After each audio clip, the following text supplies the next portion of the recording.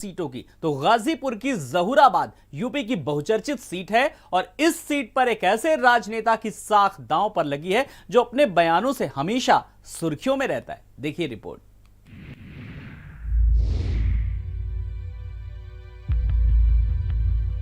UP का गाजीपुर जिले की जहूराबाद विधानसभा सीट। ये सीट 2022 विधानसभा चुनाव में बेहद ही खास है।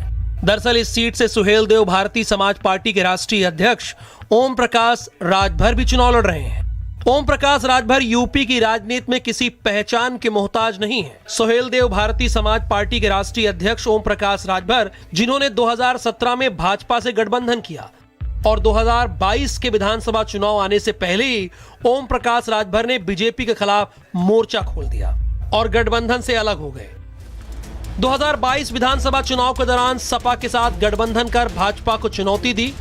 गाजीपुर की जहूराबाद विधानसभा सीट से बीजेपी ने इस बार बसपा से 2 बार के क्षेत्रीय विधायक रहे कालीचरण राजभर को अपना उम्मीदवार घोषित किया है।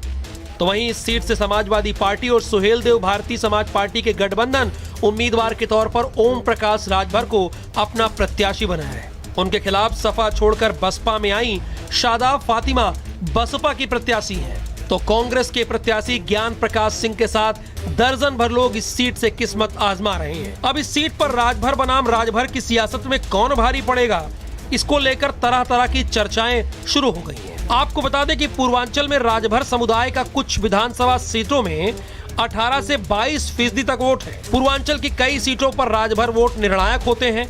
जहूराबाद विधानसभा में कुल 4,04,682 मतदाता हैं, जिनमें 2,15,828 पुरुष हैं और 1,88,840 महिलाएं हैं। ओम प्रकाश राजभर को सियासी रूप से जवाब देने के लिए बीजेपी ने कालीचरण राजभर को उतारकर इस सीट पर मुकाबला रोचक बना दिया है।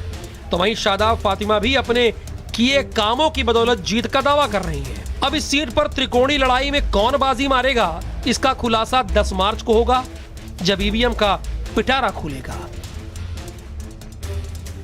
जहूराबाद जो कि सबसे हॉट सीट उत्तर प्रदेश की मानी जा रही है, वहां अखिलेश यादव की जनसभा के बाद जैसा लोगों का मानना है, लड़ाई सीधे सपा और भाजपा के बीच हो गई है। हालांकि बसपा से मुस्लिम प्रत्याशी वहां से हैं, लेकिन लोगों का कहना है कि मुस्लिम वोट डिवाइड होने की संभावना कम है। गाजीपुर से आशुतोष त्रिपाठी, भारत समाचार, सत्यमेव जयते।